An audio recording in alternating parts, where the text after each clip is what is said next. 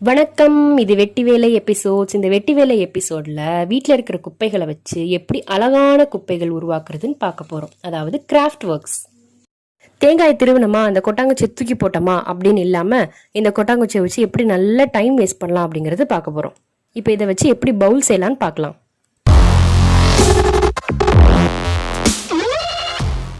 தேவையான பொருட்கள்: கொட்டாங்குச்சி, சொரசொர பேப்பர், கத்தி, தேங்காய் எண்ணெய், காட்டன்.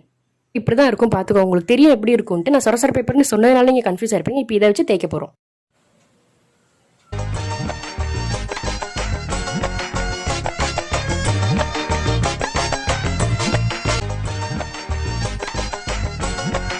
இதை தேய்க்கும் போது கை அப்படியே தக்கன்னு சூடாக இருந்துச்சு. நான் கூட அப்படியே ஷாக் ஆகிட்டேன். ஒருவேளை அந்த காலத்தில் ஒரு கல்லையும் வச்சு தேய்ச்சி நெருப்பு வந்த மாதிரி நம்மளுக்கும் ஏதோ நெருப்பு வந்துட போகுது, நம்மள ஏதோ அதிசய பிறவி தெய்வீக பிறவின்னு கொண்டு எங்கேயாவது உட்கார வச்சிட போகிறாங்க அப்படின்ட்டு கொஞ்சம் விட்டே நான் தேய்ச்சிக்கிட்டு இருந்தேன்.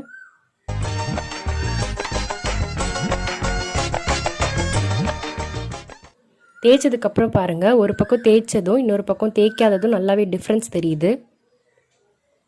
இது தேய்ச்ச பக்கம், இது தேய்க்காத பக்கம். இந்த மாதிரி இப்போ நம்ம ஃபுல்லாக தேய்ச்சி எடுத்துக்க போகிறோம்.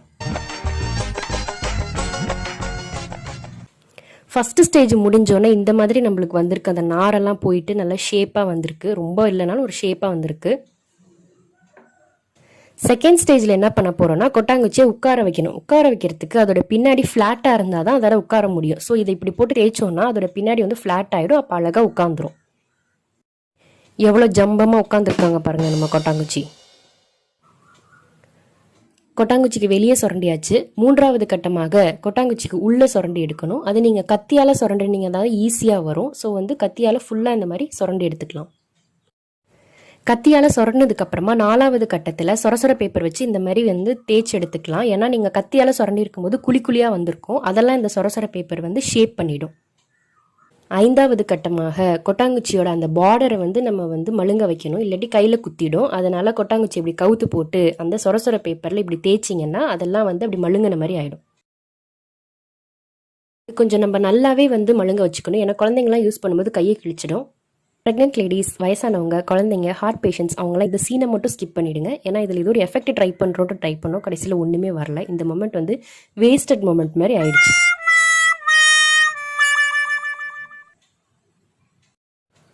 இந்த தேங்காய் எண்ணெயும் காட்டனும் ரொம்ப நேரமாக எப்படா என்ன யூஸ் பண்ணுவீங்கன்னு வெயிட் பண்ணிட்டு இருக்கிறாங்க.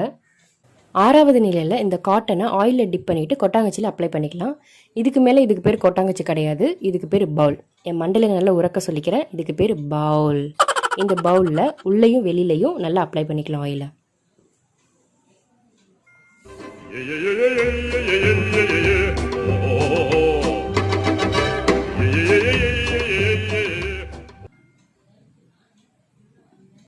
அப்ளை பண்ணினதுக்கப்புறமா 20 மினிட்ஸுக்கு இந்த மாதிரி வச்சுடுங்க. 20 மினிட்ஸில் இந்த ஆயிலை அது கொஞ்சம் லைட்டாக அப்சார்ப் பண்ணும். ஃபுல்லாக அப்சார்ப் பண்ணாது, லைட்டாக அப்சார்ப் பண்ணும். 20 மினிட்ஸுக்கு அப்புறமா ஒரு துணியை வச்சு இந்த மாதிரி வைப் பண்ணி எடுத்துக்கோங்க. ஏன்னா நம்ம காட்டன் வச்சு அப்ளை பண்ணனால திட்டாக இருக்கும். இந்த மாதிரி நீங்கள் தொடச்சி எடுத்துக்கோங்க, வெளியிலையும் உள்ளேயும். தொடச்சதுக்கு அப்புறமா திரும்ப ஆயில் அப்ளை பண்ணி 20 மினிட்ஸ் விடணும். நீங்கள் பவுல் யூஸ் பண்ணுறதுக்கு முன்னாடி 3 to 4 டைம்ஸ் இதே மாதிரி ஆயில் அப்ளை பண்ணி 20 மினிட்ஸ் விட்டு தொடச்சி எடுத்துக்கிட்டு அதுக்கப்புறமா நீங்கள் யூஸ் பண்ணிக்கலாம்.